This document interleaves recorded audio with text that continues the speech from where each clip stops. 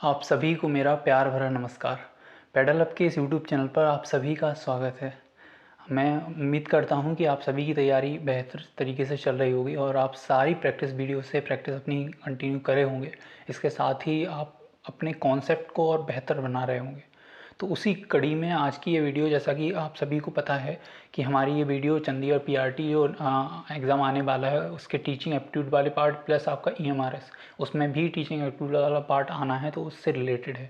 तो उसमें teaching aptitude वाले पार्ट में जितने भी क्वेश्चन आएंगे उनको इन वीडियो की मदद से कवर किया जाएगा, इससे आपकी टीचिंग एप्टीट्यूड के कॉन्सेप्ट की क्लियरिटी और बेहतर हो सके। तो चलिए आगे स्टार्ट करते हैं। उससे पहले अगर आप डेली हमारी पेडागोजी को ज्वाइन करना चाहते हैं, इसमें हम डेली रात को 9 बजे टेलीग्राम पर पेडागोजी एंड सीडीपी के मोस्ट इंपॉर्टेंट क्वेश्चंस की प्रैक्टिस कराते हैं। तो उसके लिए आपको पेडागोजी नाम से इस ग्रुप को ज्वाइन करना पड़ेगा, जिसकी लिंक हमने नीचे डिस्क्रिप्शन बॉक्स में दे रखी है। साथ ही साथ आप टेलीग्राम पर जाकर उसके सर्च बॉक्स में पेडागोजी नाम से ये टाइप करके आप ऑटोमेटिकली ग्रुप को सर्च कर सकते हैं। हैं अपने आज के प्रैक्टिस सेशन की ओर। ये हमारा हम पहले ही बता चुके हैं, प्रैक्टिस सेशन जो है वो आपका specially for Chandigarh PRT JBT exam जो अभी रिसेंटली आने वाला है, जिसका नोटिफिकेशन ऑलरेडी आ चुका है और आपका ईएमआरएस एग्ज़ाम 2023, इनके पीआरटी, टीजीटी एंड पीजीटी, इन तीनों सेक्शंस के लिए जो टीचिंग एप्टीट्यूड वाला पार्ट है उसकी प्रैक्टिस यहाँ पर कराई जाती है। तो बढ़ते हैं अपने आज के क्वेश्चंस की ओर। तो हमारा जो पहला क्वेश्चन है वो कहता है कि जब बच्चा अपरिचित से कोई चीज़ लेने से पहले अपने परिचित की ओर देखता है तो यह कहलाता है। तो आपको बताना है क्या है, ये सोशल रेफरेंसिंग का नाम है, मतलब सामाजिक संदर्भ कहेंगे, सोशल लोफिंग सामाजिक आवारगी कहेंगे, सोशल इन्फ्लुएंस सामाजिक प्रभाव कहेंगे, या सोशलाइजेशन सामाजिकरण कहेंगे। तो यहाँ आपको देखने वाली जो बात है वो है बच्चा क्या कर रहा है। अपरिचित बच्चे को कोई चीज़ दे रहा है, लेकिन बच्चे ने चीज़ लेने से पहले अपने परिचित की ओर देखा। आपने देखा होगा कि जब किसी बच्चे को उसकी दादी या उसकी माँ किसी पार्क वगैरह में ले जाती हैं, तो जब कोई अजनबी मतलब स्ट्रेंजर उसको कोई चीज़ देता है तो वो सबसे पहले अपनी माँ या दादी की ओर सिर घुमा के देखता है। जब वो कहती हैं हाँ हाँ बेटा ले ले, ये भी आंटी या दादी हैं, तब वो जाके वो चीज़ लेता है। तो जो ये टर्म है इसको हम क्या कहते हैं, इसे हम सोशल रेफरेंसिंग कहते हैं, सामाजिक संदर्भ। आई होप आपको ये बात क्लियर हो गई होगी। बढ़ते हैं अपने अगले क्वेश्चन की ओर। अगर उससे पहले अगर मैं और ऑप्शन की डिस्कशन करूं तो यहाँ जो सोशल लोफिंग है, इसमें आप ग्रुप में काम देते हैं। इसे ऐसा कहेंगे कि साथ ही हाथ बढ़ाना, मतलब एक काम जो दिया जाता है वो ग्रुप में दे दिया जाएगा। तो उसमें जो ग्रुप के जो मेंबर हैं वो सब मिलके वो काम करते हैं। बस इसमें कुछ लोग हैं वो अपना हाथ उतनी बेहतर तरीके से ग्रुप की एक्टिविटी में नहीं पार्टिसिपेट करते जिस तरीके से उन्हें कहा करना होता है। तो इसको एक टर्म दिया है वो है सोशल लूपिंग का। सोशल इन्फ्लुएंस आपको पता है किसी और के किए हुए कार्य का प्रभाव हमारे ऊपर अगर पड़ेगा तो उनमें से सोशल इन्फ्लुएंस का नाम देते हैं। सामाजिकरण मतलब बच्चा दूसरों से मतलब अपने फैमिली में घुलता मिलता, सदस्यों से घुलता मिलता है, फिर बाहर अन्य सामाजिक परिवेश में जाकर लोगों से घुलता मिलता है, उसे बोलते हैं सोशलाइजेशन। आई थिंक कि आपको चारों ऑप्शन क्लियर हो गए होंगे। बढ़ते हैं अगले क्वेश्चन की ओर कि TSH हार्मोन्स प्यूबर्टी में लड़कों में स्रावित होता है। कथन 2 कहता है कि प्रोजेस्टेरॉन का संबंध लड़कियों की प्रेगनेंसी से है।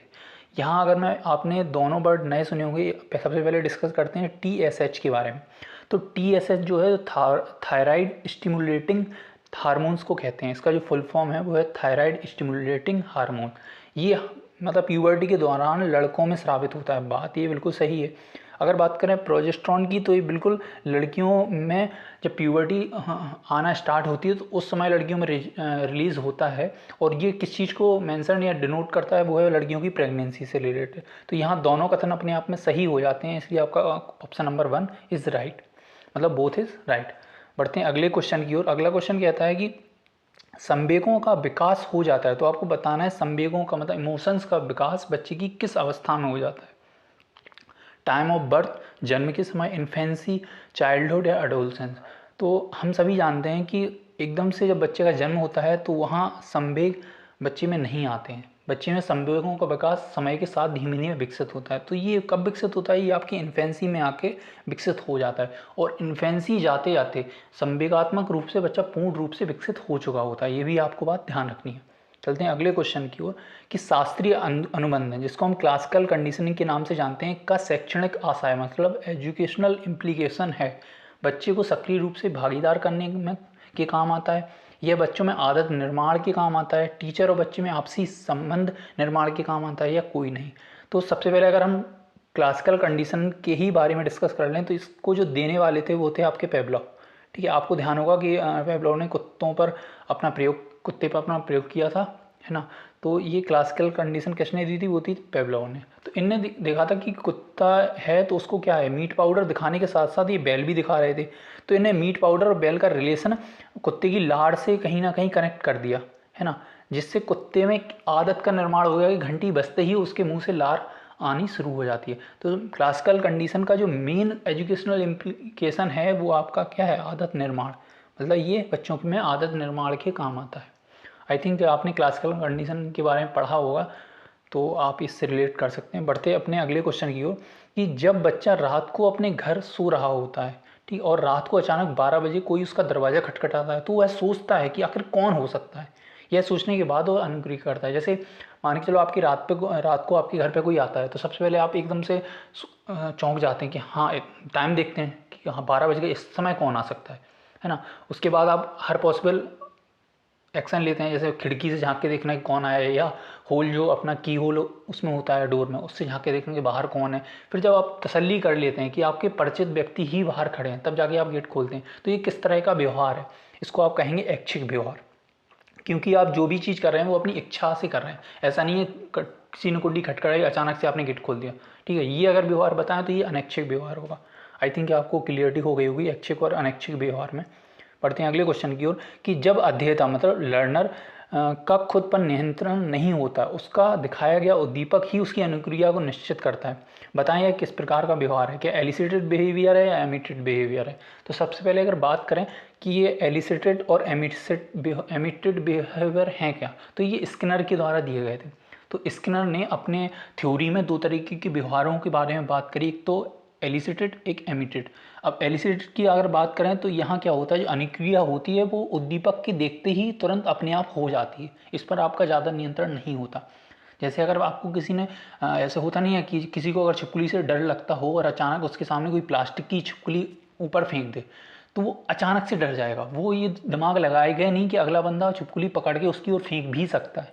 तो अगर इस बिहेवियर की बात करें तो आपका ये एलिसिटेड बिहेवियर है। और अगर एमिटेड बिहेवियर की बात करें तो यहाँ आप खुद सोच विचार के अपना व्यवहार प्रदर्शित करते हैं, है ना। जैसे किसी बात पे अगर डिसीजन लेना है तो आप पहले उसके बारे में सोचेंगे, उस पर चिंतन करेंगे, फिर जाके उसका डिसीजन लेंगे। तो ये आपका एमिटेड बिहेवियर है। तो यहाँ क्या हो रहा है, अगर की पॉइंट देखें तो जो लर्नर है वो खुद पर नियंत्रण नहीं है उसका, ठीक है। उसे जो भी स्टिमुलस या उद्दीपक दिखाया जाता है उसी को देख के तुरंत वो अनुक्रिया कर देता है, रिस्पॉन्स कर देता है। तो ये अपने आप में क्या है, एलिसिटेड बिहेवियर है। तो यहाँ आपका option number A is correct. I think कि आपको दोनों बिहेवियर के बीच में डिफरेंस समझ में आ गया होगा। और ये बात ध्यान रखना, ये बिहेवियर दोनों किसने दिए, ये स्किनर के द्वारा दिए गए हैं, ओके। और स्किनर के द्वारा अगर मैं पूछूं आपसे कि स्किनर ने क्या मतलब कौन सी थ्योरी दी, तो स्किनर ने ऑपरेंट कंडीशनिंग की थ्योरी दी थी। आई थिंक कि आपको ये सब बातें क्लियर हो गई हैं। बढ़ते हैं अपने अगले क्वेश्चन की ओर कि बच्चों को गणित एवं भाषा पढ़ाते समय एक अध्यापक को किस शिक्षण विधि का उपयोग करना चाहिए। क्या वो निगमन विधि है या आगमन, मतलब डिडक्टिव है या इंडक्टिव मेथड। तो इस क्वेश्चन को आगे सॉल्व करने से पहले मैं बता दूं कि हमने अपनी पिछली वीडियो में सारे टीचिंग मेथड को क्वेश्चन के माध्यम से कवर कर रखा है। तो अगर आपको टीचिंग मेथड्स के बारे में ज़्यादा पता नहीं है या कन्फ्यूजन है तो उस वीडियो को देख के आप सारे अप्लाइड क्वेश्चन हैं जिनके माध्यम से आपके सारे टीचिंग मेथड कवर किए गए हैं। बढ़ते हैं अपने क्वेश्चन की ओर कि अगर टीचर को बच्चों को मैथ और लैंग्वेज पढ़ानी है तो वो किस विधि का उपयोग करेगा। तो इसका जो सही आंसर है वो है दोनों, क्योंकि टीचर ज़रूरत पड़ने पर आपकी डिडक्टिव मेथड भी यूज़ करेगा और इंडक्टिव मेथड भी, ठीक है। अब आई थिंक आपको पता होगा कि डिडक्टिव मेथड क्या होता है और इंडक्टिव मेथड क्या होता है।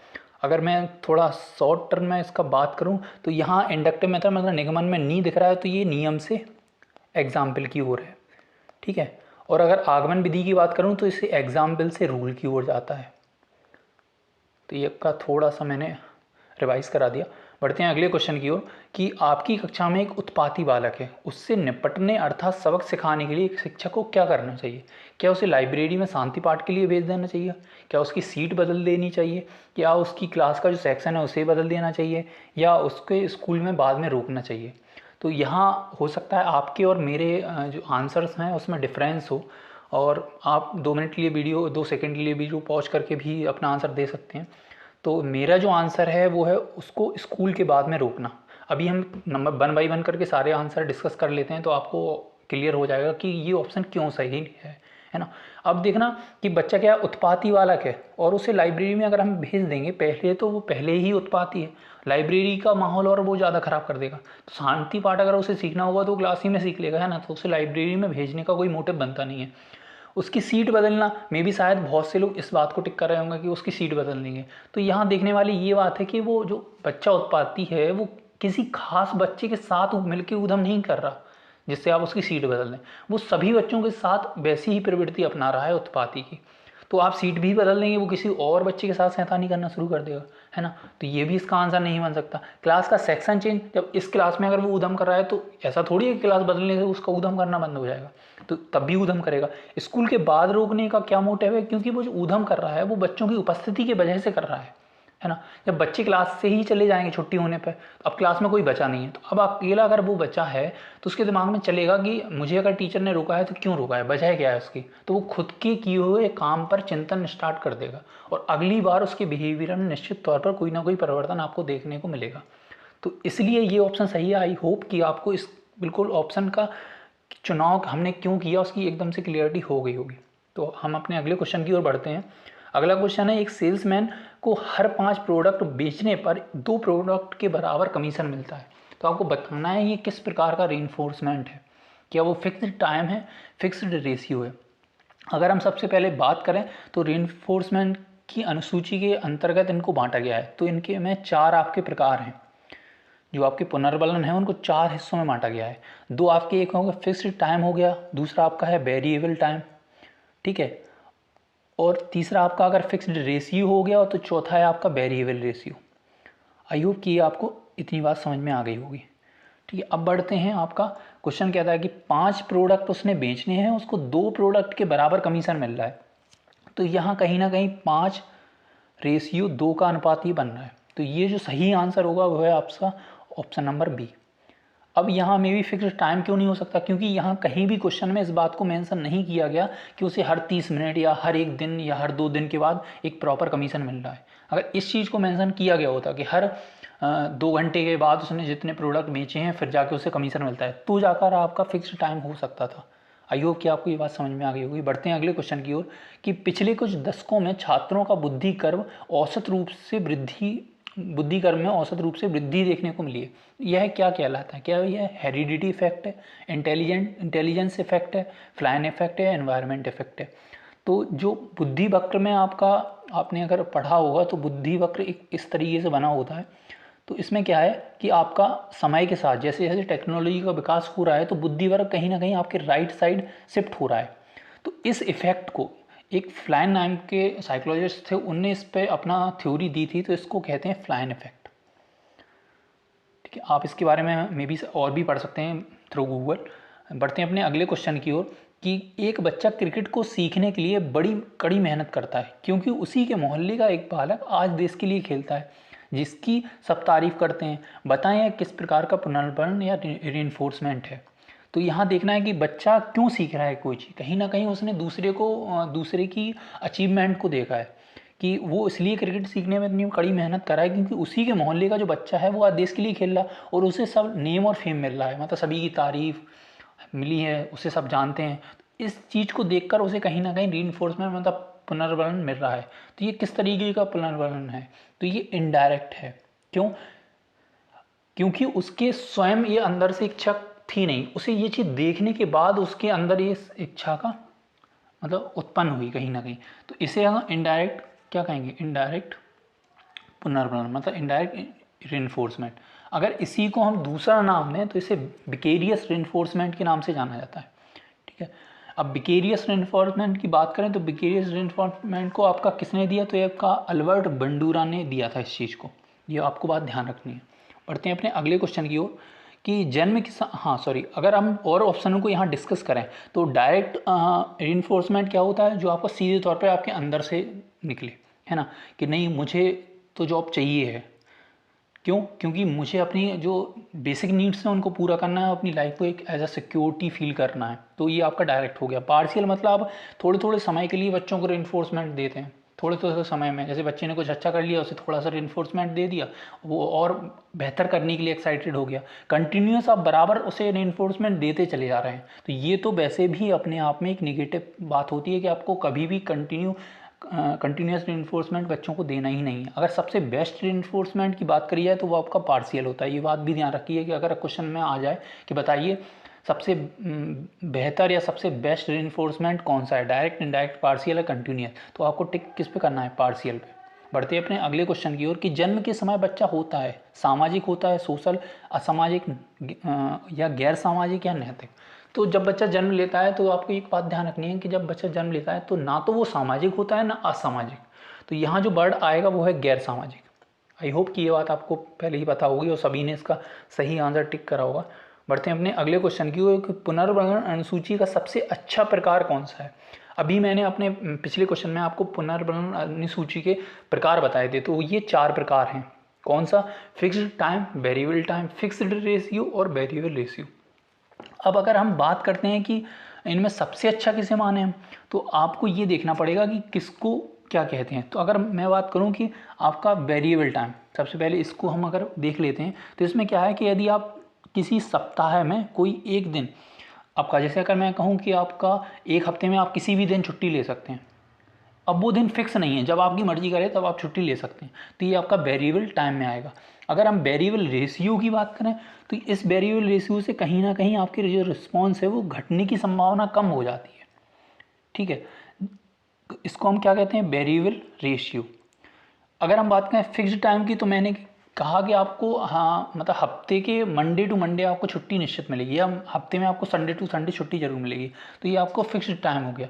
फिक्स्ड रेशियो मैंने कहा आपको, अभी मैंने रिसेंट बताया था कि 5 प्रोडक्ट बेचने पे आपको 2 प्रोडक्ट के बराबर आपको क्या मिलना है, कमीशन मिलना है। तो ये पक्का है कि 5 बेचेंगे तो 2 ही मिलेगा। अगर इसी का अपोजिट देखते हैं वेरिएबल में, तो आपका 5 अगर प्रोडक्ट बेचे हैं तो मे भी शायद आपको 2 का लाभ हो सकता है, 2 के बराबर कमीशन मिल सकता है। मे भी अगर मुझे और ज़्यादा आपका काम देख के अच्छा लगा तो मैं आपको 3 भी दे सकता हूँ।